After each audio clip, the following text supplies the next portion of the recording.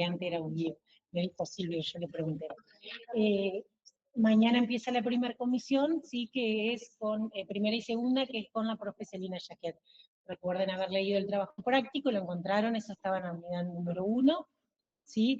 Pudieron entrar al aula virtual, se van familiarizando, alguna consulta sobre eso, o algo para decir.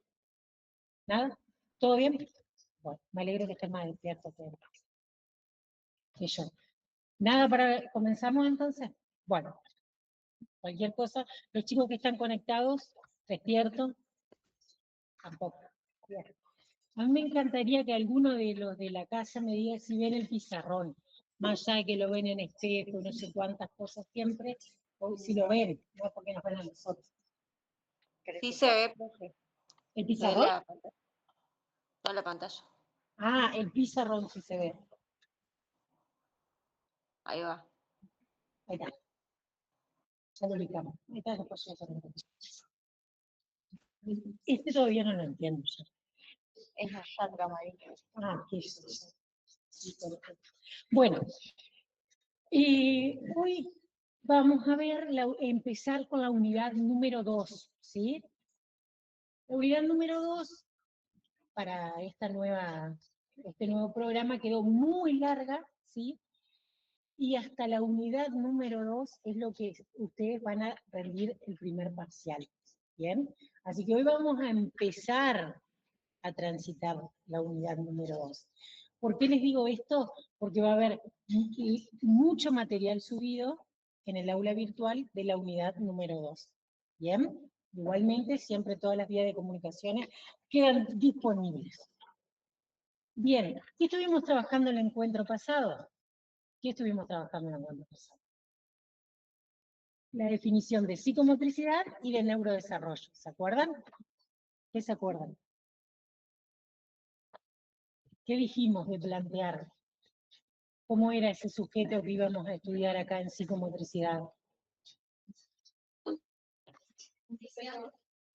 ¿En qué sentido?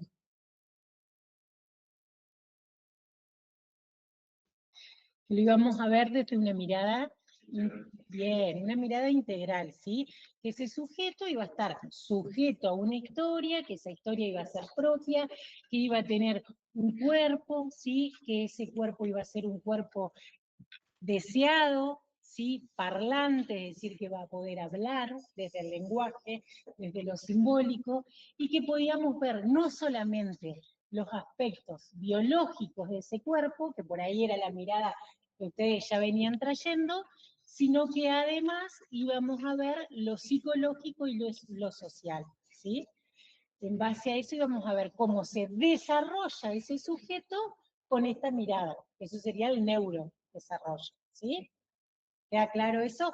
Lo mirábamos desde el autor que se llama Esteban Levin, ¿sí? Que propone, desde el tercer corte epistemológico, propone hablar de clínica psicomotriz, en donde ve a este sujeto de esa manera. ¿Sí? ¿No hay dudas de eso? ¿Avanzamos? Bien. Qué bueno.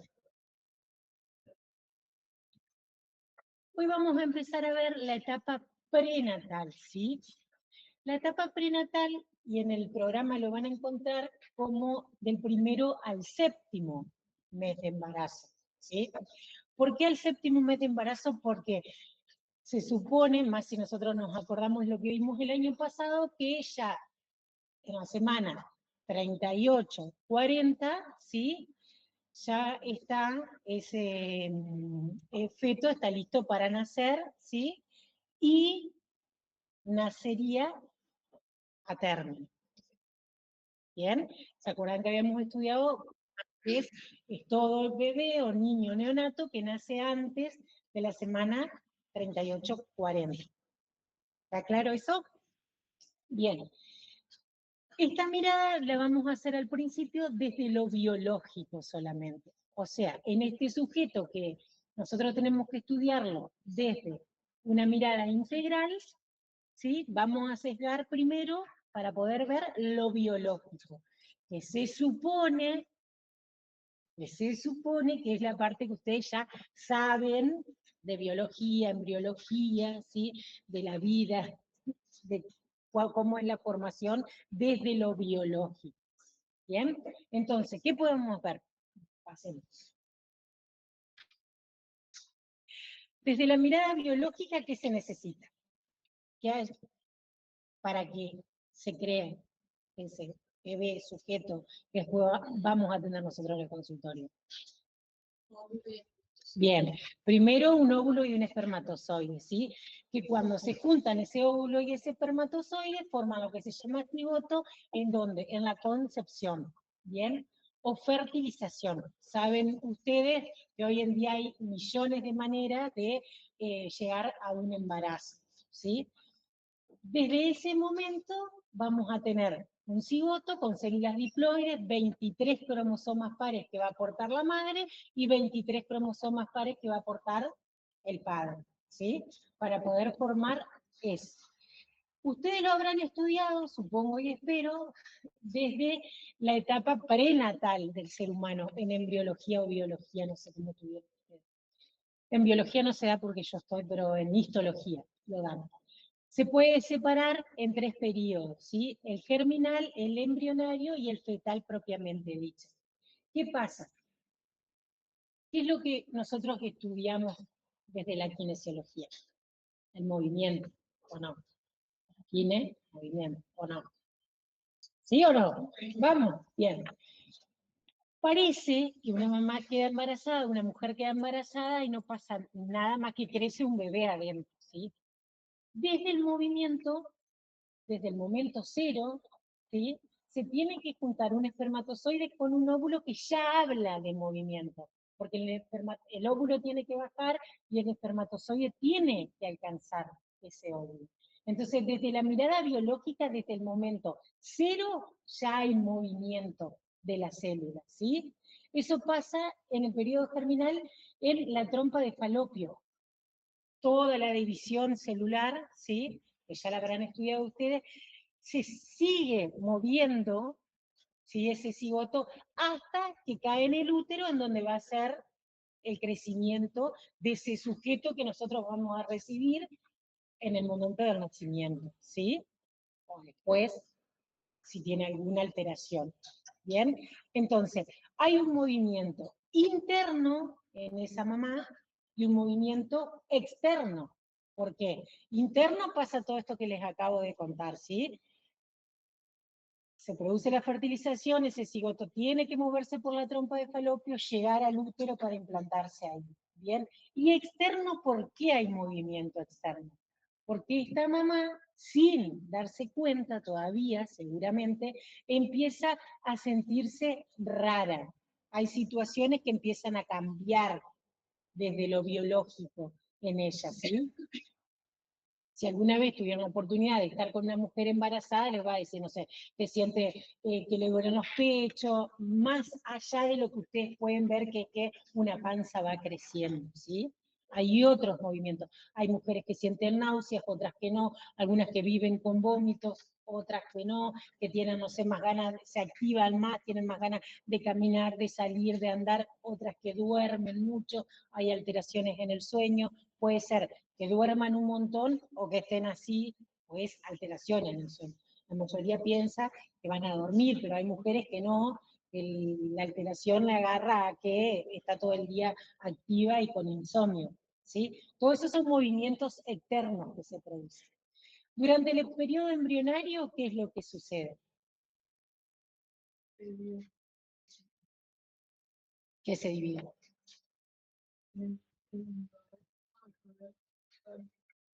Bien, se divide en las capas, ¿sí? Que cada capa va a tener a su vez, ¿sí? Los sistemas.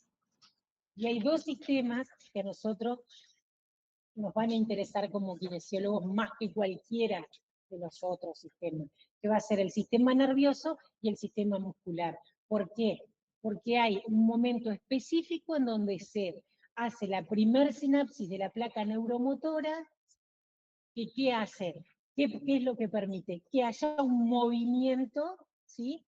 Real de ese músculo, de ese embrión que está dentro de ese sujeto madre que porta a ese embrión, ¿sí? Y que va a permitir los primeros movimientos de ese embrión, que van a ser los movimientos que la mamá va a decodificar como patadas, o no sé, sentí la primera patada o algo se mueve dentro mío, ¿sí?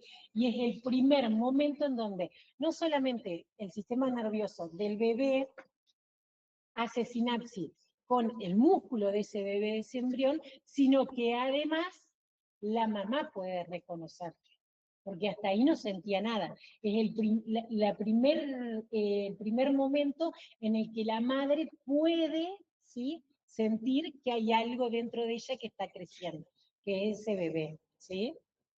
Lo estamos mirando exclusivamente desde lo biológico, ¿sí? ¿Se entiende? Bien, en ese periodo embrionario, además de las placas, todo esto, ¿por qué es tan importante este periodo para nosotros después como kinesiólogos? ¿Por qué piensan ustedes? Cualquier noxa, o sea, agente agresivo, que afecte en ese momento, va a traer como resultado algún déficit o alguna discapacidad en ese embrión. Es decir, si a la semana 21, al día 21, la tercera semana aproximadamente, no se cierra el tubo neural, que vimos nosotros que se producía, espina bífida. ¿En qué momento se produce eso? En ese momento, en el periodo embrionario, ¿sí? Si la mamá está en contacto con un agente nocivo, no sé, se va al campo y justo están fumigando, puede ser que en ese momento, ¿sí?, afecte algo en ese bebé, ¿sí? Que cuando lo vamos a ver. Hoy en día hay 1.000.000 de ecografías y las madres ya, pero bueno, cuando se hace real esa discapacidad o esa falta de algo, es, ¿eh?, cuando nace, ¿sí? Porque cuando nace la mamá va a ver que tiene, o la familia va a ver realmente que tiene espina bífida. Cuando nace va a ver que, no sé, le falta un dedo, tiene un dedo de más, que ustedes lo vieron el año pasado, ¿sí? Cualquier noxa que afecte va a traer consecuencias. Algún tipo de consecuencia va a traer en ese periodo. Y por último, el periodo fetal, ¿sí?, que son las últimas semanas, que acá, ¿qué es lo que sucede? Se perfecciona todo lo que pasó en el periodo embrionario, ¿sí? Y además aumenta de tamaño, ¿bien? Que lo vimos la semana pasada, que era el crecimiento, ¿sí? Aumenta de tamaño y de peso el bebé, ¿sí? Y prepara los sistemas que se gestaron o que aparecieron biológicamente en el periodo embrionario, los prepara para la adaptación al mundo exterior, ¿sí? Lo último es el sistema respiratorio, ¿bien? Que no sé si se acuerdan que en biología vimos los neumocitos tipo 1 y tipo 2, por allá en el primer año. Bueno, ¿por qué son tan importantes? ¿Vieron cuando una mujer empieza no sé, o se le sube la presión y está en la semana 36 y dicen, le van a, es lo común que dice la gente, chicos, le van a madurar los pulmones? ¿Escucharon alguna vez? Dice, no, la mamá empezó con contracción o se le subió la presión porque tuvo un problema, le van a madurar los pulmones y van a hacer el bebé. Eso, le van a madurar los pulmones, que comúnmente dice la gente, en realidad son corticoides que le inyectan a la mamá para activar esos neumocitos, ¿sí?, que lo que hacen es evitar que cuando nazca colapse el pulmón. ¿Se acuerdan? Esa es la función de esos, no sé, de esas células que vieron por allá en primer año. ¿Qué les quiero decir? Que desde primer año ustedes tienen esa mirada biologicista, ¿sí? Que no está mal, pero que ahora la tenemos que integrar con lo otro, con lo psíquico y con lo social de esa mamá, ¿sí? Bueno, sigamos. Esto es lo que no sé si se va a ver el video, pero vamos, por primera vez este año, porque el año pasado se El escuchaba bebé bien, tiene pero espacio para cambiar de posición en la bolsa amniótica con total libertad. Ya sabe mover los brazos, las piernas y hoy no la está cabeza de Nelson, manera independiente. esperemos que no se escuche También ya ha porque... descubierto una nueva diversión, Bien, chuparse el dedo esto pulgar. es algo feto es capaz de mostrar específico que una pasa gran en ese variedad de periodo gestos. embrionario y lo Frunce que las la cejas, pregunta decía bosteza que qué y sucede hace en ruidos esa con la boca semana, y muecas con va la cara. marcando. Bueno, Sus esto hay un pestañas y sus millón de órganos videos, sexuales chicos, hoy en externos día cada crecen. vez se Durante el sabe cuarto más, mes, se muestra tu más bebé empieza a específico. controlar sus Esto es movimientos. real, pero lo que Pasa los días sucede, entrenando sus nuevas era la facultades. pregunta, Sus lo que diminutas sucede es manitas que se intentan agarrar conecta y el sostener el sistema cordón nervioso umbilical. con el músculo y El permite feto esto que mide yo ahora les unos decía 16 hoy, centímetros de y pesa que unos 100 gramos. esté esa unión de la placa neuromotora que es la que permite el movimiento, ¿sí? Imagínense, ¿Una vuelta? no, si no lo pueden escuchar, no pasa nada, es lo que era el otro. Imagínense que eso pasa muy temprana, porque yo les mandé el de Winnicott, me quedé pensando por qué estaba el otro la idea es eso. eh, Pasa en semanas muy recientes, que muchas veces, como lo hablábamos el año pasado, ¿sí? No se proyectan en los chicos. Bueno, ¿El video. video o en la clase? El video no importa, chicos, porque no sé. Porque yo la cerré. El video en sus casas lo van a poder escuchar. Muchas veces la mamá ni siquiera sabe que está embarazada, ¿sí? Todavía. Porque ustedes piensan en una mujer que es irregular en su periodo, excepto que haya estado buscando quedar embarazada, que eso hay otra cuestión, ¿sí? Pero una mujer que queda embarazada, muchas veces, ni siquiera sabe todavía que está embarazada, ¿sí? Si es irregular en el periodo, se entera ya cuando está de muchas semanas, ¿sí? Muchas veces 8 o 10 semanas. Ella ahí ya va, hace la primera ecografía y el corazón empieza a latir en la semana 8. Imagínense que ya ahí directamente una mujer que tiene un periodo regular se va a enterar a las 4 semanas de que está embarazada, al mes. ¿Por qué? Porque no va a tener su periodo y va a decir, uy, ¿qué está pasando? No sé, un EVA-test, después va, dio positivo, va al médico y se entera que sí que está embarazada. ¿El médico qué le va a decir? Que está, las hormonas subieron, sí, que da positivo, pero que hay que esperar a escuchar los latidos del corazón, ¿sí? En el segundo mes, semana 8 de gestación, se cita para hacer una ecografía, que es la primera ecografía en donde escuchan el corazón, porque muchas veces puede estar vacío, ¿sí? Ese saco. Suben todas las hormonas, pero ese saco está vacío. Que millones de veces en la vida de uno, no sé si millones, pero muchas veces en la vida de una mujer ha pasado eso. Y después cae, ¿sí? El periodo y pierde el embarazo. Muchas mujeres han estado embarazadas y ni se enteran que han estado embarazadas. ¿Sí? ¿Por qué? Porque no se había formado, no había pasado el periodo embrionario, ¿sí? Pero imagínense una mujer irregular, dice, no, este mes no me vino, pero bueno, no sé, me va a venir. Segundo mes, ya estamos 8 semanas, recién ahí se hace el EVA-test, recién ahí da positivo y va al médico y el médico le dice, ya se escucha el corazón, o sea, está de 8 semanas. ¿Bien? Esa situación, para empezar a verlo así muy por arriba de lo psicológico, esa situación, ¿sí? Impacta de una manera, enterarse a las 8 semanas. En esa mujer, en el ideal, en esa pareja, ¿sí? Después vemos si fue algo ocasional, si era una pareja, no importa qué, ¿sí? La vida personal de nuestros pacientes es cosa de ellos, ¿sí? De los padres de nuestros pacientes, ¿bien? Pero en ese sujeto va a impactar diferente, en el sujeto que nosotros vamos a atender.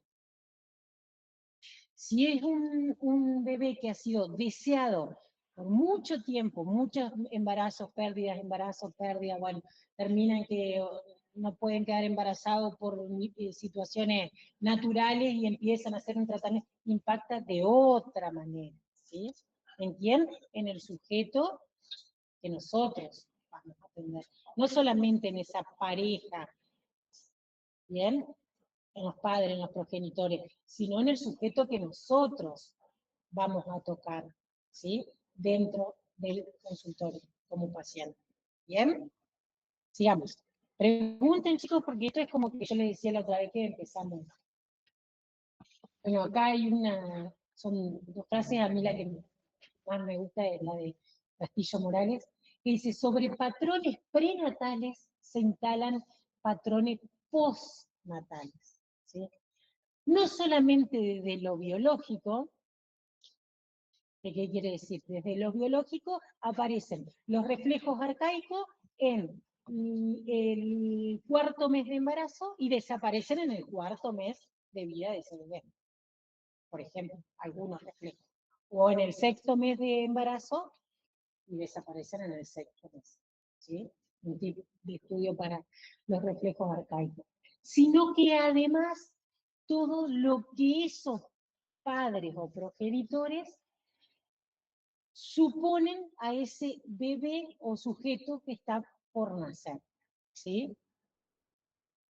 ¿Cuándo se va a ver? Como dijimos hoy, cuando nazca y en el desarrollo y crecimiento de ese bebé, la maduración de ese bebé.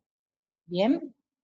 Después dice, la reacción de la marcha automática aparece en la vida intrauterina a partir del cuarto mes de gestación y que ésta la percibe la madre cuando expresa claramente como si el niño le diera un puntapié en el abdomen. Y acá es, cuarto mes de gestación aparece, ¿sí?, la marcha automática. La marcha automática, ¿se acuerdan qué era la marcha automática? ¿Qué es, muchachos, que me causa eso? Un reflejo que al bebé lo pones en la camilla, Bien. parando de pie, y el niño va a simular una marcha. Bien. ¿Qué pasa? Es un reflejo, no deja de ser un estímulo y una respuesta, ¿sí? Después vamos a ver que un reflejo adaptativo para que sobreviva ese bebé, bla, bla, bla, como el de succión y todo. Pero la madre, ¿qué dice? Que siente una patada. Y en base a eso se arman un montón de historias. ¿Por qué? Porque si el bebé se activa mucho con este reflejo, es re inquieto, patea, no sabe lo futbolista que va a ser, el mejor va a ser un Messi, no sé, y un montón de... ¿Se escucha eso o no se escucha eso en el común? Y en realidad, ¿qué es? Un reflejo. Pura y exclusivamente algo biológico que vamos a ver por qué se transforma en el mejor jugador del mundo. Después veremos. En el medio, toda una vida, si al chico le gusta el fútbol o no le gusta el fútbol. ¿Sí? Pero como algo biológico se carga de significado y de significante para quién, para el que es portador de eso, para la madre y el padre, ¿sí?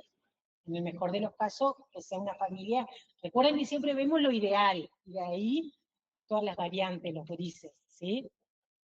Pero no deja de ser algo puramente biológico que un otro le da un significado, ¿sí? ¿Y de dónde le puede dar un significado el otro? ¿Desde dónde? Desde el deseo y desde su propia historia, ¿sí? Desde el deseo de lo que me gustaría y desde su propia historia.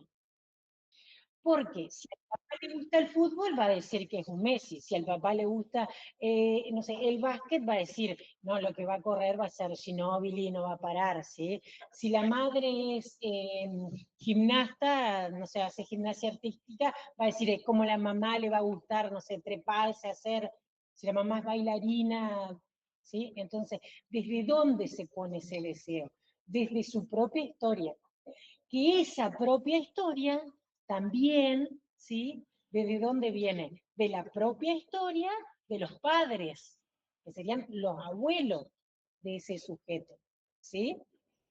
Después, lo que no se elabora se repite y va pasando de generación en generación. ¿Bien? Vamos. Pregúntenme, chicos. Ahora, acá, ¿qué sucede cuando un niño nace? Esto nosotros, no aprietes, acá los va a llevar a un genial y una presentación que ustedes la vieron el año pasado. ¿Qué sucede? Suceden muchísimas cosas, pero lo que más nos importa a nosotros es la adaptación cardiorrespiratoria de ese sujeto a ese momento del parto, en donde cambia, ¿se acuerdan? Que es el test de Apgar. Entonces, lo que nosotros necesitamos es saber el valor de ese test de Apgar que se hacía al minuto y a los 5 minutos. Esto lo revemos muy por arriba, ¿sí? Y después teníamos otro test que era súper importante, que era el de Usher, que nos dice cuántas semanas de gestación tiene ese bebé, ¿sí? ¿Cuántas semanas de gestación da? Entonces teníamos dos datos importantes. La semana de gestación para saber si es un neonato a término o si hablamos de prematurez, ¿sí? El Apgar, y otra cosa que íbamos a enterarnos en el momento del nacimiento era el peso a nacer, ¿se acuerdan? Que podía ser bajo peso, menor de 2.500 gramos, después toda la clasificación, pero ya con saber que nació de bajo peso, ya tenemos un dato re importante. Normo peso era entre 2.500 y 3.999, 4 decimos, y mayor a 4 era macrosómico, ¿sí? El rango de normalidad sería entonces un Apgar de 7 o más, ¿sí? Al minuto y a los 5 minutos. ¿Bien? Que era la adaptación cardiorrespiratoria de ese sujeto al mundo exterior. Las semanas de gestación nos tienen que dar entre 38 y 40, ¿sí? Para que sea un bebé a término. Estamos hablando de normalidad, ¿sí? O idealidad. Y, por último, el peso entre 2.500 gramos y 3.999. ¿Bien? Ahí, perfecto. Un bebé fantástico. Esos son los datos que nosotros tenemos que saber. Continúo. Eso es lo que sucede a nivel biológico. Y ahora vamos a tratar de escribir y que vean, a ver si vemos chicos. Entonces nosotros dijimos que pasa algo acá en una línea del tiempo, ¿sí? Que es la fecundación. Desde ahí en adelante empieza todo lo que es maduración, crecimiento. ¿Con qué? Con estas etapas que repasamos muy por arriba, que ustedes vieron los videos de periodo embrionario y fetal, germinal, embrionario y fetal, ¿sí? Que son los 3 periodos, vamos más. Entonces, acá se produce el nacimiento del niño, es lo que necesitamos saber. El Apgar, las semanas de gestación y el peso, ¿sí? ¿Me siguen los chicos que están en su casa, aunque sea por sin ver esto? ¿Sí o no? Sí, sí, sí. Bien. Desde el nacimiento para adelante, ¿sí? Es lo que nosotros vimos el otro día como desarrollo, que no iba a ser así. ¿Cómo dijimos que iba a ser? Ir al lado, ¿sí? De ahí tiene que empezar que primero van a aparecer las leyes del neurodesarrollo, primero va a aparecer todo lo reflejo para después hacerse voluntario, ¿sí? Primero va a aparecer el control cefálico, después vamos a ir a la sedestación, después vamos a ir al gateo, con suerte, después vamos a ir a la bipestación, luego a la marcha, después a la pinza fina, ¿sí? Después nos vamos a organizar en tiempo y espacio, todo eso lo vamos a ver, ¿bien? Eso es toda una mirada biológica, desde la fecundación, ¿sí? Hasta el nacimiento. Ahora, pasando si querés la otra. Volvemos a la presentación. Ajá. Esto es toda una mirada biológica, ¿sí? Ahora, ¿qué es lo que... verán, chicos? ¿Qué es lo que pasa antes de eso? Es decir, ¿qué pasa antes de esto? Y hubo este autor, Esteban Levin, que hace una pregunta y dice, ¿qué es un hijo antes de nacer? O sea, mientras se encuentra en la vida intrauterina. Y ahí yo les propuse la actividad, ¿sí?, de la carta, más allá de que ya les digo de que la hayan hecho con inteligencia artificial o no, la habrán leído. ¿Qué es lo que apareció en ella de las cartas? Un supuesto de cómo iba a ser. iba a tener miedo, que los padres tenían miedo, pero que a la vez estaban ansiosos, estaban felices, las leía casi todas, me quedaban las que subieron ayer. Que los padres estaban felices de haberse enterado de la noticia, no leí ninguna que no, que también podría pasar que es una noticia que no esperaban, pero bueno, que desde ese momento están contentos o no. Empiezan a pasar un montón de cosas, pero ¿en quién pasan esas cosas? ¿En quién? En los padres, ¿sí? En los padres empiezan a pasar cosas, pero que repercuten en ese sujeto. ¿Por qué repercuten? Por estas cuestiones que ustedes pusieron en la carta. Tenemos miedo, estamos ansiosos, te pienso si vas a tener los ojos de mamá o la nariz de papá, si vas a ser inquieto, si te va a gustar el fútbol, como le traigo así tips de muchas de las cartas que leí de lo que ustedes han puesto, ¿sí? Si va a jugar al fútbol, si le va a gustar el rugby, si va a ser bailarina como la mamá, si va a ser mujer o varón, todas estas cuestiones, si princesa o el rey de la casa, todas esas cuestiones surgen. Entonces, ¿qué es un hijo antes de nacer? Porque nosotros desde lo biológico siempre lo pensamos, que antes de nacer, ¿qué es? Un embrión. O sea, vemos si un embrión, un feto, cuál es la diferencia, si hay una patología o no se cerró no se cerraron las placas, bueno, ya pasa a ser una espina bífida, ¿sí? Es lo que se escucha, ¿no es? ¿No? Dejó de ser marco para ser bebé que tiene espina bífida. Tanto en lo biológico es así. El médico dice, ahí viene la embarazada, la que tiene esta. O pasa a ser un síndrome, con el apellido de quien sabe quién que descubrió ese síndrome, ¿sí? Pasa a ser tu bebé Martín, que lo estás esperando, Juancito, no sé, Mariana, cualquiera, ¿sí? Entonces, esto es un tiempo real, el tiempo biológico, ¿sí? Pero acá, antes, hay un tiempo que se llama tiempo de anticipación, ¿sí? En donde este tiempo de anticipación, antes de la fertilización, ¿sí? Es un tiempo de anticipación en donde, si querés hacer clic en el amarillo, en donde se empieza a desear sin saber que ese deseo existe. Porque la diferencia entre el querer y el deseo es que el deseo siempre es inconsciente, ¿sí? Muchas parejas dicen, no, yo nunca quise tener hijos, vos ves, son padres suficientemente buenos, excelentes, conocen. Porque ese deseo en algún lado está, pero es inconsciente. Excepto que vayas a una terapia psicoanálisis, van a saber si tenés ese deseo o no, ¿sí? Pero entre el querer y el deseo es que el querer es consciente y el deseo es inconsciente. Y se hace en base a qué? Se empieza a formar ese deseo. ¿En base a qué? A una mujer y a un hombre que tienen que dejar de ser hijos ellos, ¿sí?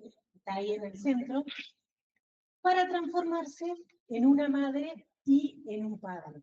Por eso, desde dónde uno es madre o es padre, desde la historia que uno tiene. ¿Se entiende a todos o lo estoy perdiendo? Acá en mala psicología y bueno, es lo que nos cuesta ver a nosotros.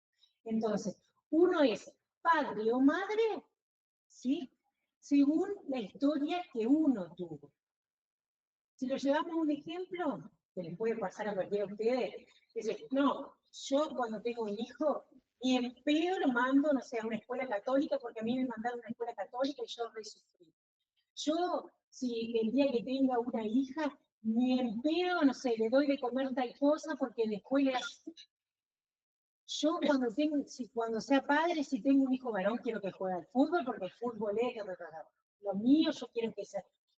Y yo jugaba y después mis viejos no me pudieron llevar, o no sé, a mí siempre me llevaron a fútbol, lo odié porque los fines de semana tenía que jugar, bla, bla, bla, bla, así que mi hijo ni lo acerca a una cancha de fútbol, por ejemplo. ¿Desde dónde es eso? Desde lo que le pasó a cada uno, con su propia historia. ¿De quién le presentó eso? Los padres de cada uno. ¿Sí? ¿Se entiende? Entonces, ¿desde dónde uno es padre? Desde la historia que uno tuvo con su madre y su padre, ¿sí? Se tiene que identificar. Pero es muy importante, ¿sí?, que ese hijo deje de ser hijo, eso es un tema de psicología que hay libros y libros y libros, después se verá o no, para poder ser padre de ese niño. ¿Qué nos pasa a nosotros en el consultorio? La mayoría de las veces, excepto los prematuros, llegan a nuestro consultorio porque tienen una patología establecida, ¿sí? Y ahí es muy difícil poder dejar de ser hijo y transformarse en padre. Porque cuando hay una patología se necesita una red de contención. ¿Y a quiénes son los primeros que acudimos? A los abuelos, ¿sí? Entonces ahí se juega una situación bastante común en el consultorio y complicada. Nosotros no podemos interceder sobre eso o decir, más que decir, papi, me parece que estaría bueno que empieces una terapia, ¿sí? Nosotros no somos psicólogos, más que dar, ¿sí?, ese tip de que empiece una terapia y después poder hablar con la psicóloga de esos padres, más que eso no podemos, ¿sí? Pero desde ahí se construye ese hijo. Bien, que mientras está dentro de la vida intrauterina, este autor dice que un hijo antes de nacer es una hipótesis, es un proyecto y es una promesa, ¿sí? Que sería en esto de la anticipación, ¿sí? O el tiempo de anticipación. ¿Bien? La siguiente dice, ¿por qué es una hipótesis? Y una hipótesis es porque aparece cuando los adultos imaginan o suponen cómo será ese niño, anticipando rasgos físicos temperamentales, es decir, cómo va a ser su carácter, o intereses. ¿Qué pusieron ustedes en las cartas? ¿Sí? Por ahí algunos se van a ver porque son es lo que ustedes creen. Una de las cosas que decía era poder ver cómo son tus rasgos, a quién te pareces más, de qué color son tus ojitos. Esto es una hipótesis. Es más, el papá te dice, ojalá que tenga tus ojos azules, porque no sé, los míos son marrones, y los azules son color del cielo y son hermosos y bla, bla, bla. Lo que lo enamoró o enamoró a esa mujer del hombre o al revés, ¿sí? Quiero saber qué te va a gustar, el deporte, la música, la cultura, leer. Aún no te conozco, pero sé que sos muy inquieta, es una afirmación. Seguramente esa niña va a ser inquieta. ¿Sí? ¿Por qué? Porque hay un otro que en esa hipótesis ya lo pensó de esa manera y lo fue formando en donde, no en esa vida intraútero, para que esa nena se mueva más, ¿sí? Porque ahí tendría que consumir más azúcar para que esa nena se mueva más, por ejemplo. La piensa, nena, capaz que ya sabe que es nena hoy en día con toda la época, a veces sabe enseguida, ¿sí? Pero ella ya le va prestando el psiquismo, la madre, a ese sujeto de que va a ser inquieto. No tiene mucha salida esa nena, ¿sí? Va a ser inquieto, seguramente va a ser inquieto. Nos encontramos muchas veces imaginando cómo vas a ser, si vas a ser más extrovertido o más reservado, ¿bien? Ahí deja el azar, no lo dice como algo que es y es. Te imagino tan calma como yo y tan pícara como tu papá. No sabemos si serás callado o ruidoso, si amarás los libros o la pelota. Seguramente a uno le gusta la pelota, al otro le gusta leer, ¿bien? Aquí el niño aparece como una construcción imaginaria y una anticipación de lo que podría ser. Es deseo puro de los padres, ¿sí? Que pasen esas cosas. O son los supuestos que pueden pasar. En ninguna carta apareció, ¿sí?, más que la palabra miedo, tenemos miedo de ser buenos padres, pero en ninguna carta apareció, ¿sí?, de que tenga algo biológico ese sujeto por nacer. ¿Es raro? No, es lo más común, porque nadie piensa en un hijo con discapacidad, ¿sí?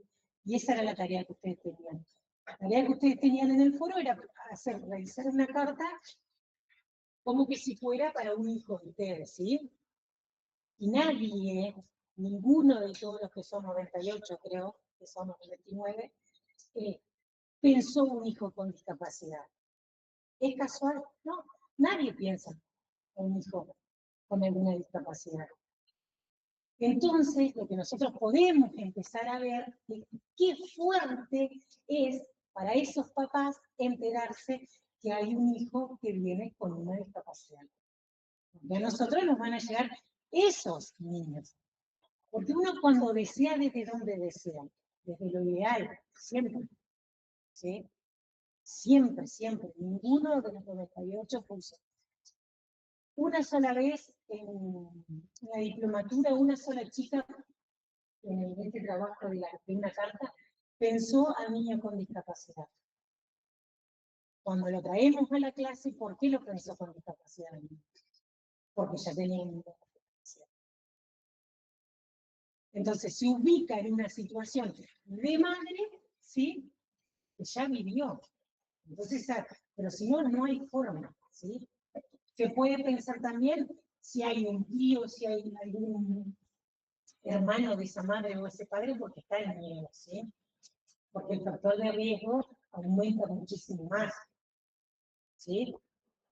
Pero es muy difícil que lo puedas expresar, ¿sí? Se va a hacer 55.000 estudios, todo lo que haya en el mercado, para decirlo de alguna manera, pero es muy difícil que esa madre o ese padre pueda decir, tengo miedo a que pase tal cosa porque tengo un hermano que tiene tal cosa, ¿sí? ¿Bien? Por eso el niño es una hipótesis, ¿sí? ¿Se entiende? El sujeto en esta vida intrauterina, en este tiempo de anticipación, ¿sí? Es una hipótesis. Después, la siguiente. ¿Por qué es un proyecto? Porque aparece cuando el niño empieza a organizar acciones, decisiones o preparativo en la vida adulta. Y acá les cuento brevemente mi historia, por ejemplo, para que ustedes entiendan por qué es un proyecto. Yo vivía en Concepción del Uruguay, el papá de Santi, que es mi nene, acá en Villaguay. Cuando quedamos embarazados, dijimos, bueno, uno va a tener que o ir a Concepción o ir a Villaguay, no quedaba, o lo creábamos en el medio, pero había que hacer una mudanza. Si no hubiese sido, capaz que sí, no sé, es la historia que me tocó a mí, la que le tocó a él como niño, ¿sí? Como ese sujeto que nace. Fue, durante el embarazo, pensar quién se mudaba y cómo hacíamos, dónde iba a trabajar, cómo íbamos a hacer, en dónde íbamos a vivir. Si no hubiese sido por ese sujeto, en ese momento seguramente no nos hubiésemos mudado. ¿Se entiende? Son las cosas que empiezan a pasar, ¿por qué? Porque aparece ese sujeto. Esos son los proyectos. O, por ejemplo, estamos haciendo, no sé, una diplomatura o, no sé, una maestría y vos decís, bueno, o la carrera misma. Están acá en la facu, quizás les ha pasado con alguna compañera, queda embarazada y dice, no, voy a hacer de las 7 materias, voy a hacer 3 porque espero, no sé, mi gordita para junio. Justo ahí ya agarramos por las vacaciones porque hacer el primer cuatrimestre y el segundo no. Esos son proyectos que suceden, ¿por qué? Porque está ese sujeto que está, no sé, ¿se entiende? Ustedes en las cartas, ¿cómo lo pudieron ver sin darse cuenta y sin saber todo esto? Estamos comprando ropita, peluches y preparando lo que será tu cuarto. Estamos tan ansiosos por conocerte, ver tu sonrisa. Hace apenas una semana supimos que venías en camino y desde ese día el mundo cambió de color. No solamente la vida de ellos, sino el mundo cambió de color, ¿sí? Todo es lo que se proyecta en base a eso. Vamos a aprender junto a vos, porque nadie nace sabiendo ser padre ni madre, una frase que la amamos desde chicos, todos, eso es en relación a lo que hemos escuchado de nuestros padres. Vamos a estar en las noches largas y en los días confusos, ¿sí? Ya sabiendo también de que de noche no duermen los bebés, que se despiertan mínimo cada 3 horas para tomar teta o alimentarse con mamadera, con lo que sea. ¿Bien? Todo eso son proyectos que van a suceder. ¿Por qué? El niño ya organiza la vida de los adultos y sus decisiones futuras, mínimamente el primer año, ¿sí? Es muy común esto de mudanzas, de preparar el cuarto, de pintar, de, no sé, si vivían en un ambiente, buscar un departamento un poco más grande. Todas esas cuestiones son proyectos que nacen en base a qué? A ese sujeto que viene. ¿Bien? ¿Cuándo? En este tiempo de anticipación. Y por último, por ahí el más difícil, que ustedes lo expresaron re bien en las cartas, es la promesa, ¿sí? La promesa aparece cuando el niño es investido con expectativas, transformaciones o sentidos profundos en la historia familiar. Es una promesa de linaje, de que la sangre continúa, ¿sí? De que el apellido continúa en caso de que sea varón o niño. ¿Bien? En los ejemplos de este es un poco más complicado. Van a ser abuelos por primera vez y gracias a vos volví a hablar con ellos. Escribe una mamá que no hablaba, les pongo en contexto, la chica que lo escribió, sentirse, lo escribió ella porque fue la única carta así. Supongo yo por lo que leí, por lo que pude entender, es que esa mamá no se hablaba con los padres, cuando se entera que está embarazada, vuelve a hablar con esos padres, o sea, los abuelos de los bebés, del bebé, y el bebé hizo que ese linaje, ¿sí? Es decir, esa madre y ese padre, vuelvan a hablar con su hija gracias a que ella va a tener un hijo. O sea, esa hija se transforma en madre. ¿Bien? ¿Entienden? Sabía que un bebé transformaba la vida, pero vos ya transformaste la mía. Soñamos con verte correr descalzo en el pasto, esperamos que seas curioso y que no tengas miedo de equivocarte. Seas como seas, ya sos exactamente lo que esperábamos, que amamos desde antes de conocer. Aquí el niño aparece como un portador de una transformación o una continuidad simbólica, ¿sí? Que este tiempo es un tiempo de anticipación simbólica, ¿sí? Simbólica, ¿por qué? Porque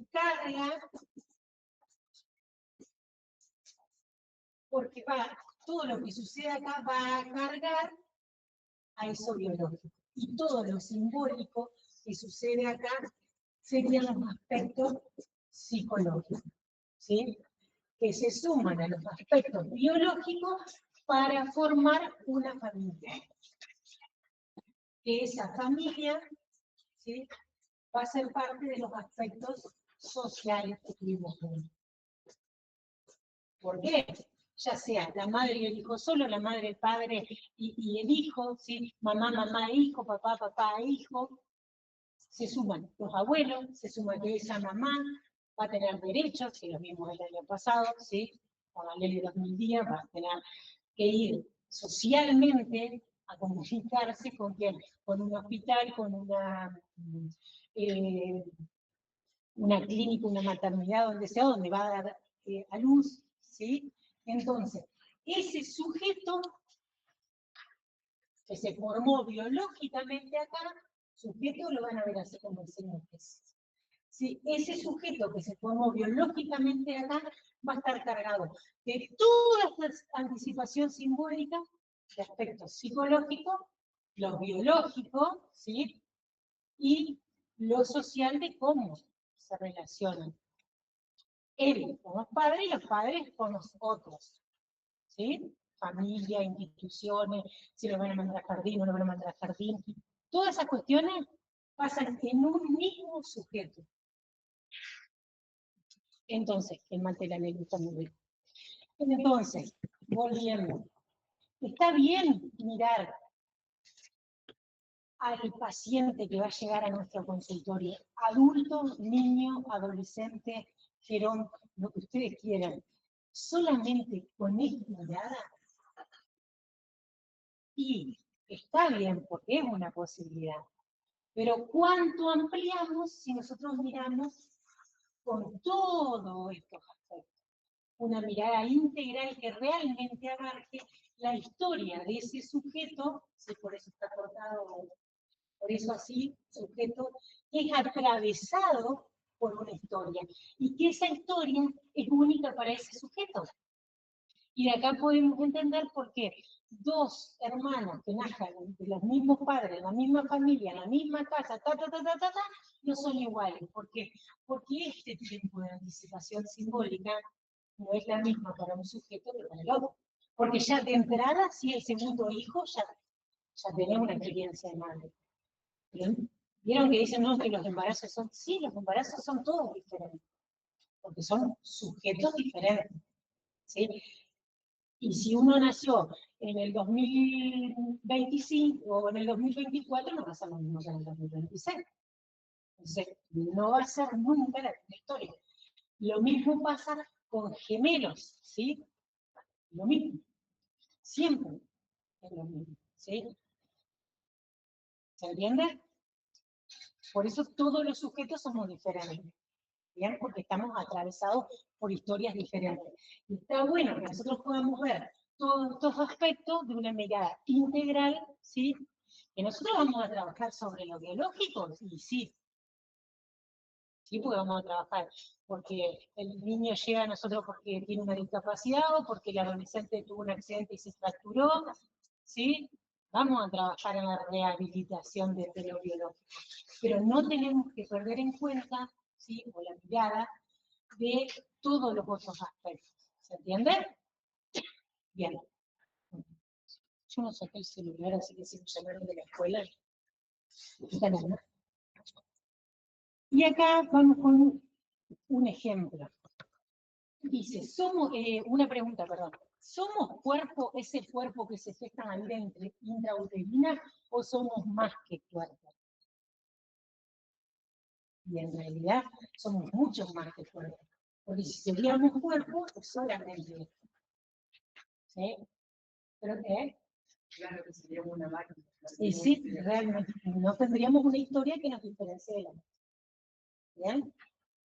Ya sea un sujeto para sobrevivir, ¿sí? Trae los reflejos arcaicos, que son reflejos que se producen para supervivencia, succión para alimentarse, ¿sí? Moro para defenderse, bueno, ya lo habrán visto ustedes.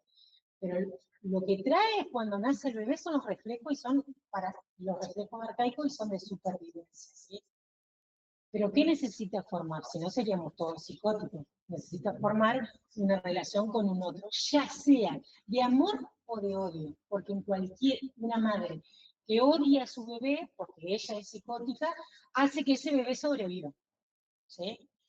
O que lo peor, como bien de ahí nace la frase, es la indiferencia, cuando no hay ni amor ni odio para sobrevivir, ¿sí?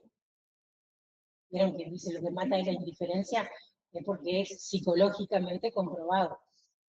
Una madre, hablamos de madre porque siempre un otro que no registre a ese sujeto, ¿sí? Ese sujeto entra en una depresión que va a hacer que termine tratando de, si no se muere el bebé porque no puede sobrevivir, porque sobrevive, va a terminar en una depresión y seguramente va a terminar en una situación más compleja, ¿sí? Pero sí o sí necesitamos que el otro nos preste el psiquismo, ya sea desde el amor o desde el odio, pero que algo sientan por nosotros. ¿Se entiende? Bien, vamos con un ejemplo. Ahora me parece ejemplo de ¿cómo se articula todo esto con la práctica? Que de hecho lo fuimos articulando con los ejemplos y todo eso. Y yo traje un fragmento de un caso clínico que dice: Valeria, de 25 años, abogada, y Eduardo, de 37, contador público, llegan al consultorio particular de kinesiología, con Facundo de 3 meses de edad cronológica. ¿Se acuerdan que hacíamos edad corregida y edad cronológica? ¿Para qué? Para el tratamiento y para los hitos de neurodesarrollo. Para una evaluación. Valeria, muy angustiada, conteniendo a Facundo entre sus brazos, al bebé, comienza el relato. Somos de Rosario de Tala, pero Facu nació en Concepción del Uruguay. Fue un embarazo planificado, ¿sí? Vamos a hacer una diferencia entre planificado y deseado. Yo hice todos los controles y todo iba bien. Nunca me dijeron nada. Nació de 31 semanas de gestación y con mielomeningocele. mientras Eduardo permanecía, el papá, permanecía sentado, moviendo sus piernas como sin poder controlar. Todo pasó tan rápido, de repente cesárea de urgencia, y todo lo que continuó fueron días de mucho sufrimiento y de no entender nada. Cirugía tras cirugía, y la sensación de muerte todo el tiempo. Yo solo pensaba en que habíamos elegido su nombre por Facundo Quiroga, y que estaba luchando como él. Entonces, Eduardo, papá, entre lágrimas y con voz cortada agrega: yo siempre pensé que iba a jugar al básquet en Peñarol, como lo hicimos con mis hermanos y como lo hacen mis sobrinos. Acá, ¿qué es lo que pasa? Esto que yo le decía, nadie piensa en una discapacidad. Acá hubo un embarazo planificado. Un embarazo planificado, como lo vimos el año pasado, es una mujer decide, ¿sí?, tener un niño y empieza a buscar un embarazo. Para esto, empieza con una alimentación específica, con toda una prevención, con ácido fólico, con vitaminas, con todo. Eso es planificado. Lo planificado, como yo les decía hoy, es lo consciente. Lo deseado es lo inconsciente. En lo deseado pasaba todo esto. Iba a ser, le eligieron el nombre por un caudillo, alguien que luchaba, que era luchador, que le ponía. El padre quería que juegue al básquet como jugó él, los hermanos y los hijos de los hermanos. Sus sobrinos juegan, ¿sí? Todo eso es tiempo de anticipación simbólica. Bien, y cuando llega la discapacidad hay que rearmar todo esto. ¿Sí? ¿Se entiende eso? Entonces lo que nosotros vamos a ver en el consultorio es a Facundo con el mundo serio. Cuadrado, biología. ¿Sí? Puro. Ahora, si nosotros sumamos todo lo demás, seguramente para ese padre ver que Facundo no pueda, como lo sabemos, estar parado y tenga que usar una silla de ruedas, de Rosario el Tala, porque yo les puedo decir, pero puedo jugar al básquet igual, si hay básquet adaptado, que es algo que pensamos todos, nosotros por lo menos estamos cercanos a eso. Ahora, en Rosario del Tala, ¿habrá básquet adaptado? ¿Habrá otros niños que vayan en silla de ruedas para el básquet para que pueda tener, aunque sea dos para tirarse la pelota? Entonces, nosotros obviamente que eso es una cuestión que él tendrá que trabajar con su psicólogo, el padre como padre, y hacer su duelo, porque nunca, chicos, nunca, nosotros que no hemos nacido con ninguna discapacidad, podemos alcanzar ese deseo imaginario del padre, ese tiempo de anticipación simbólica, ¿sí? Porque en donde nosotros somos todo ese deseo de los padres al 100% seríamos psicólogos. Siempre nos tenemos que diferenciar, ¿sí? Por eso nosotros estamos todos, estamos dentro de la neurosis, ¿sí? Esa es constitución que lo habrán visto en biología, pero nunca se alcanza ese deseo. Pero de nunca alcanzado dentro de los parámetros normales a nacer con una discapacidad, hay que hacer un duelo de ese hijo ideal, el que iba a jugar al básquet, ¿sí? Por ejemplo, hay que hacer un duelo de eso a tener que ni siquiera poder caminar, andar en silla de ruedas, ¿sí? Entonces, nosotros vamos a recibir a Facundo con toda esa historia, ¿sí? Quizá Facundo tiene una superadaptación para querer pararse porque eso, de esa forma es la forma que él consigue que el padre lo vea. ¿Se entiende? Bien, preguntas hasta acá. Consultas. ¿Nada? ¿Quieren ir a un poquito más? Y terminar. ¿Quieren hacer unos 5 minutos y hagamos el termo o algo?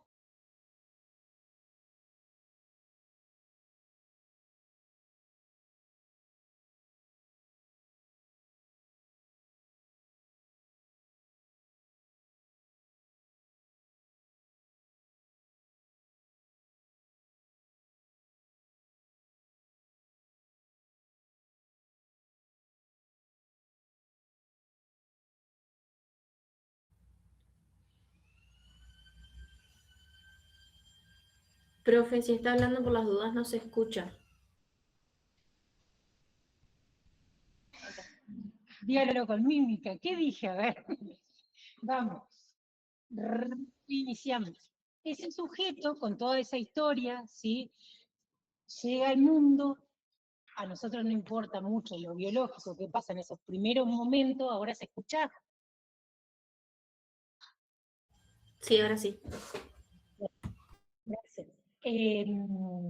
Nos va a importar el habla, el peso, la semana de gestación, pero ¿cómo hace ese niño para sobrevivir o ese sujeto para sobrevivir? ¿Sí? Y necesita de un otro, ¿sí? Un otro que lo contenga, lo sostenga y le presente el mundo. ¿Sí? En situaciones ideales, ese otro, ¿quién es? La madre, ¿sí? Yo les decía a los chicos acá presentes que ese primer vínculo o ese primer contacto o relación que hay entre ese otro y ese sujeto ha sido estudiado por un montón de autores, ¿sí? Imagínense, muchos, pero por ahí el que trae una idea complicada, compleja, para entenderla nosotros que tenemos otra mirada, pero que a la vez es la más integral, que tiene en cuenta todos estos aspectos, es un autor que se llama Winnicott, ¿sí? Winnicott es quien habla de una madre suficientemente buena. Es decir, ¿quién es ese sujeto que ayuda a que sobreviva ese neonato? Es una madre suficientemente buena, dice. No es una madre mala, por pensarlo desde ahí, ni una madre buena, buenas, ya pasándose a extremo, más que buenas así, sino la que es suficientemente buena. Y hacemos un corte en suficientemente buena. ¿Qué quiere decir con este suficientemente? ¿Qué piensan ustedes? Porque uno dice, ah, no, esta es una madraza, no, esta es una hija de remil, no sabe cómo le grita, le pega, no lo deja hacer nada. Porque si yo le pregunto a mi hijo y a los compañeros de mi hijo, ¿sí? Si las madres son buenas, uno va a decir, no, la mía es re mala porque no me deja jugar con la Play, a las 11 me acuesta, que el otro día me tengo que quedar. El mío nomás va a decir, a las 10:30 hay que estar acostada, sos re mala. Es algo que si ustedes han tenido la oportunidad de estar con su hermano o ustedes mismos recuerdan su historia, se habrán enojado con su madre y su padre porque no les dejan hacer cosas. ¿Sí? ¿Por qué no les dejan hacer cosas? Porque son suficientemente buenos. Es decir, no esa madre que permite todo en exceso, ¿sí? Ni aquella madre castradora, dice Winnicott, ¿sí? Que no permite nada, porque le corta la exploración a ese sujeto, sino aquella que es suficientemente buena, que permite pero que pone límites, que permite pero que hasta acá se llega, ¿sí? Acompaña, desde dónde y cómo. Dice, el entorno representado al principio por la madre o un sustituto permitirá o entorpecerá el libre despliegue de los procesos madurativos. Es decir, que si nosotros hablamos siempre nos vamos a los extremos porque es más fácil entenderlo. Si nosotros hablamos de una madre castradora que no deja a ese niño explorar este lugar, yo estoy acá con un bebé de 8 meses que gatea y está la madre, yo lo estoy evaluando y la madre está, no toques eso, no vayas para allá, no, cuidado, acá, no se te vaya a caer. Está entorpeciendo, ¿sí?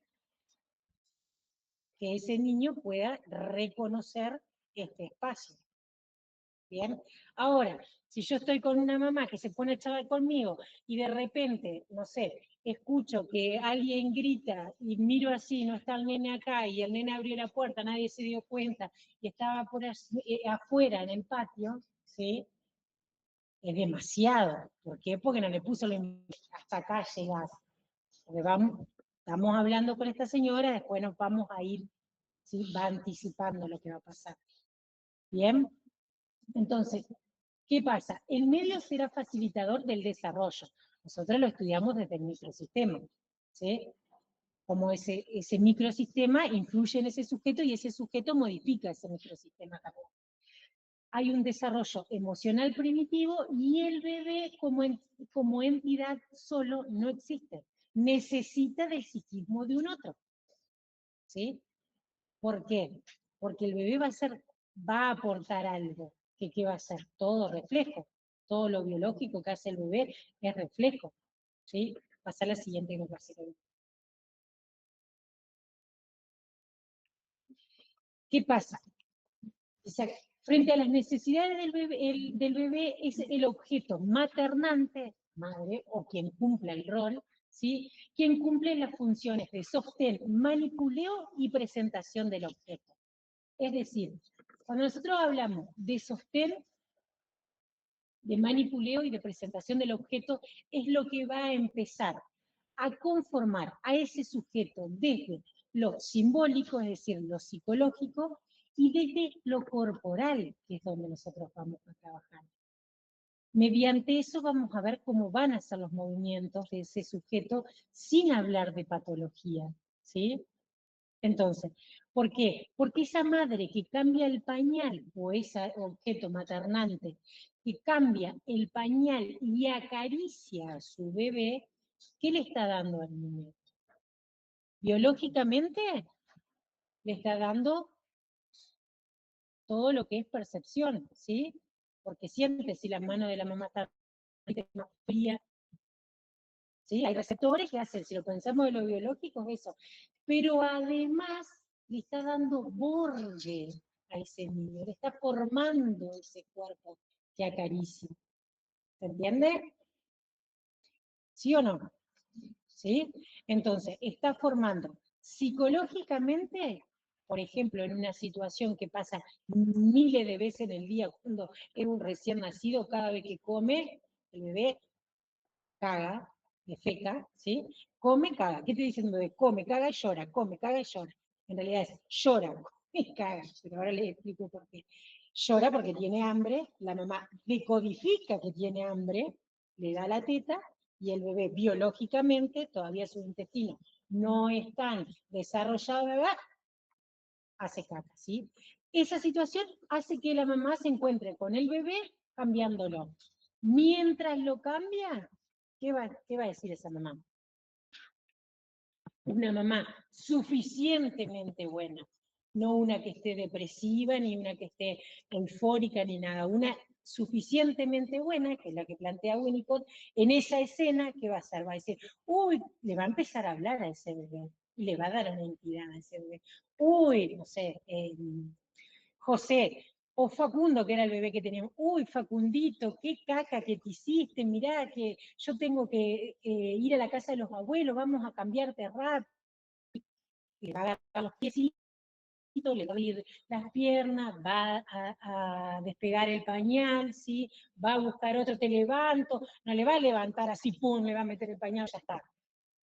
Va a ser de esa historia cotidiana, de muchas veces en el día, toda una historia para mí, ¿sí? Que le va a empezar, le va a hablar, para que el bebé hace un reflejo de amor y va a decir, no te asustes, yo te tengo, no te vas a caer si mamá te va a tener.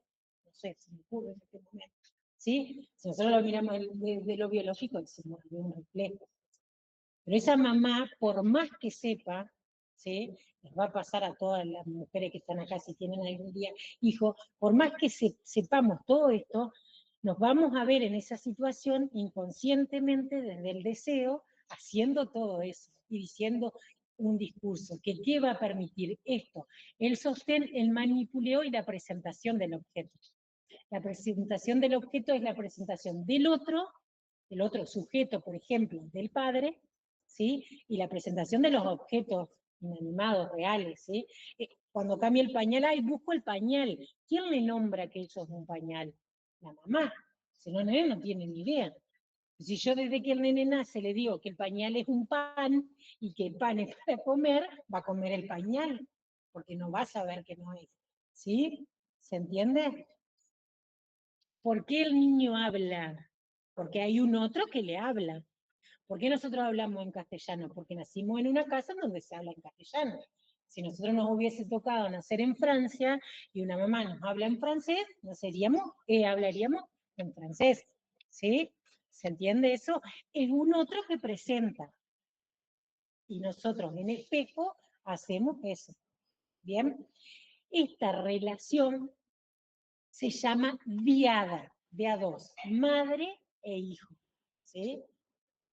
¿Qué pasa? El niño realiza la travesía de la dependencia absoluta a la dependencia relativa, logrando, si todo va bien, la integración de sí mismo y de sus objetos, personalización y los inicios de la relación con otros. Entonces, de la dependencia absoluta para sobrevivir, que ya esto lo hemos hablado, o me han escuchado a mí dar ejemplo, que somos una raza que tardamos un año mínimo en poder parar y caminarnos, y así todo, todavía no nos podemos cocinar para sobrevivir, ¿sí? Cualquier animal nace y a las horas está parado caminando en busca del alimento, ¿sí? No es la madre perra que le pone la teta al cachorro que nace, el cachorro que busca la teta. En cambio, el cachorro humano, si no hay un otro que le presenta ese objeto para alimentarse, no se puede alimentar. ¿Sí? ¿Se entiende? Entonces, si todo va bien, si hay una madre suficientemente buena en esta diada entre mamá y bebé, ¿sí? Va a pasar de esa dependencia absoluta a una dependencia relativa, para que después, al pasar los años, llegue a una independencia. ¿Sí? Si todo va bien. Bien, ¿qué pasa? Esa madre, entre esta cuestión de presentar los objetos, tiene que presentar a alguien que es el padre de ese niño. ¿Sí? Que cuando entra el padre que va a ser presentado por esa madre, hablamos, ya deja de ser diada, dos, a triada, mamá, bebé y papá, ¿sí? Entonces, repetimos, la presentación del objeto lo hace la madre, del objeto real y del objeto del otro, sujeto, ¿sí? Si esa mamá no da lugar a ese papá, es decir, no se lo presenta al niño, ¿sí? Pasa a ser una simbiosis entre mamá e hijo, y mamá es lo que dice mamá y mamá. Ahora vamos a ver la función del padre, ¿sí? Pero se escucha en el consultorio a madres que están muy cansadas porque tienen que hacer absolutamente todo ellas, y uno le pregunta, pero ¿y el papá? No, el papá trabaja, no sé, de 8 a 2 y después está con nosotros. Pero y vos en ese momento, no sé, ¿por qué no te vas al gimnasio? ¿Por qué no vas a charlar con una amiga? No, porque si yo no lo hago, él no lo hace bien. O sea, no presenta a ese objeto, ya lo está presentando de un lugar que pobre padre no sabe hacer nada, ¿sí? Si ella no lo tiene, el niño no va a sobrevivir. ¿Se entiende? Entonces, la triada se logra si la madre hace esa presentación del objeto y permite que ese tercero que entra en juego, bien, pueda realizar las cosas. Obviamente que no lo va a hacer igual, porque nadie hace las cosas igual. Nosotras dos somos mamá y estoy segura que ninguna de las dos cambia igual el pañal, no sé, dio igual la teta, nada se hace igual, ¿sí? Para mí, como lo hice yo, va a estar perfecto, y para ella, como lo hace ella, ¿sí? Pero es necesario eso del padre. Para que esta diada, ¿sí?, empiece a separarse de fenómenos transicionales, luego que vivió la ilusión de ser todopoderoso, ese niño o ese sujeto, de confundirse en uno con su madre, descubre que él y su madre están separados. ¿Qué pasa? Al principio es todo oral en ese bebé. Ese objeto que presenta la madre es la teta o la mamadera, cualquiera de las dos cosas. No es que la teta sí tiene un montón de beneficios, todo bien, pero si no pudiste dar la teta, lo importante es el momento de alimentar a ese niño. Porque si yo le doy la teta a mi hijo y estoy así, nunca registré que tengo a mi hijo acá, lo miro a los ojos, le toco la manito, no sé, le canto, le digo, lo empiezo a cargar de palabras. Estás con hambre, pero mirá cómo come, esas cuestiones que van formando la psiquis del bebé, ¿sí? No importa que sea la teta o la mamadera. Después vemos que sí, es verdad que los primeros 6 meses la leche tiene un montón de beneficios, bla, bla, bla. Pero a nosotros, ¿qué nos importa? Ese momento en donde se tocan esos dos sujetos. ¿Qué es lo que se toca? La psiquis de ese bebé con la psiquis de esa mamá, que se reflejan, ¿sí?, el uno con el otro. ¿Se entiende? Ese momento es el momento que nosotros necesitamos. ¿Por qué? Porque lo carga de deseo a ese niño. ¿Bien? Entonces, ese niño todopoderoso, que era una sola cosa con su mamá, ¿sí?, empieza a entender que no es una prolongación del cuerpo de la madre. ¿Por qué? Porque esta madre lo sostuvo, lo manipuló, lo cambió, lo tocó. Empieza a entender para los 8 meses, ¿sí?, que son dos cosas diferentes. Y es cuando aparece la angustia del 8º mes, que los niños lloran y lloran y lloran y lloran y lloran y lloran. Nosotros como herramienta, ¿qué le podemos decir a la madre? Que empiece angustia, no porque desconoce, sino porque se da cuenta que él es un sujeto y la madre es otro. ¿Con qué contamos? Con la voz, es decir, anticiparle al niño y además de anticiparle, mamá se va a cocinar y él queda en la pieza, en la cuna, por ejemplo, seguir cantándole con la voz, ¿sí?, diciendo acá mamá está cocinando para cuando llegue papá, toda esa historia, ¿sí?, que las madres lo hacen, le sale, ¿sí? ¿Se entiende? Se puede y se ve que hay niños que toman un objeto transicional, no se pueden despegar completamente y no sé, un peluche, una remera de la mamá, algo que no se puede, una mantita, no se puede lavar ni nada porque tiene el olor de la mamá. Y lo que el niño siente es ese olor de la mamá, ¿sí? Entonces, si nosotros ya sabemos que va a pasar eso a los 8 meses, por ahí nos podemos anticipar. Presentarle nosotros un objeto que después sirva para un objeto transicional y no que sea el corpiño de la madre, porque a la madre le da vergüenza que a mí me ande con el corpiño a la ciudad, ¿sí? Entonces viene el muñequito, viene en telita, de apego, todo eso nuevo que ahora hay un montón de cosas, antes no había y los niños agarraban cualquier cosa que tenga olor a la mamá. Y qué más significativo que el corpiño de la mamá, ¿sí? Bien. Dice, en la presentación dice, irán a alojarse en un espacio intermedio entre la realidad interior y la realidad exterior. Ese es el objeto transicional, ¿sí? Winnicott dice, el padre aparece como figura secundaria de crianza. El vínculo del bebé con el padre está mediado por la madre. ¿Por qué? Porque es quien presenta el objeto, ¿sí?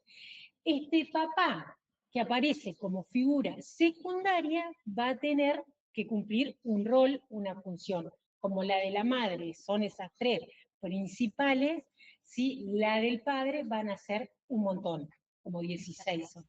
Pero dentro de ese montón, ¿sí?, hay 2 que yo siempre le digo.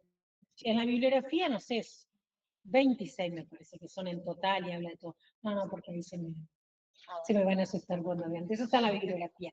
Las 2 más importantes y las que nosotros tenemos que ser conscientes de que estén sucediendo dentro del consultorio, después que le guste todo esto va a leer más y se va a interiorizar más y todo, pero lo que nosotros tenemos que ver que pasa en el consultorio, lo llevo a la realidad ahora, a la práctica, son estas 2.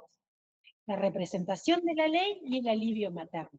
¿Por qué? La representación de la ley es, el padre se constituye en el ser humano que personifica la ley y el orden, ¿sí?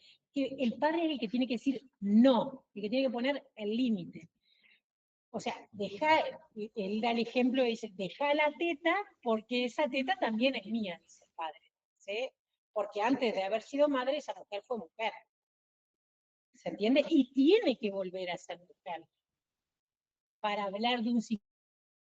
Si no se queda en esa diada pegada de madre e hijo y nada más. Y son esas mujeres que viven exclusivamente para los hijos y el marido, sí, que uno lo escucha en el consultorio. ¿Qué es lo que más pasa dentro del consultorio? La mayoría de los padres con niños con discapacidad se separan. Porque si esto ronda cuando todas las cosas vienen bien, en el ideal, es sano que pase esto, que la madre se dedique 100% al hijo, un tiempo, ¿sí? Imagínense cuando el hijo viene con una discapacidad, no se puede despegar más la madre, si no hace terapia, o si no tiene que tener una psiquis muy fuerte, ¿sí? Entonces, ¿qué pasa? Queda encarnando ese rol de madre de niño con discapacidad y no vuelve nunca al de mujer. Entonces terminan separándose. No significa que el padre no esté con el hijo, es que ella no se puede correr, porque ella no lo hace bien, porque el nene se va a ahogar, porque si no, no sé, si no le hace la sonda a ella, todas esas cosas son las que uno ve en el consultorio. Entonces, ¿nosotros qué nos importa? Que el padre pueda separar a esa madre de ese niño, en esto de la representación de la ley, el que pone el corte, el que dice no, hasta acá, el que mantiene firme los límites, ¿sí? Tiene que ser el papá. Y la segunda función importantísima es el alivio materno. ¿Qué quiere decir el alivio materno? Dar, que la madre permita que se dé ese espacio de que ella se corre y entra el padre. O sea, la mamá está agotadísima, es la que porta la alimentación del niño, si es que está dando la teta, entonces cada 2 horas, 3 horas, está dando la teta, dando, ¿sí? Cambiando a ese bebé, bañándolo a ese bebé. Entonces, no, deja, yo lo baño.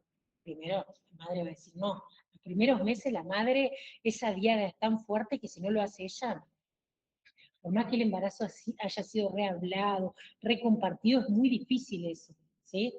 Pero de a poquito se tiene que ir corriendo y ese papá tiene que empezar para que la mamá pueda salir. No importa que la mamá en esa primera salida, no sé, con las amigas, a tomar mate a la plaza, le mande 250 mensajes en 1 hora y media al padre. Pero por lo menos salió, ¿sí? Después, la segunda vez le mandará 230 y así irá dejando hasta que después se va una semana de vacación y lo deja con el padre. Sí, pero tiene que pasar, ¿sí? ¿Por qué? Porque ese niño necesita una madre que esté bien psíquicamente, porque es la que le está prestando el psiquismo en los primeros años.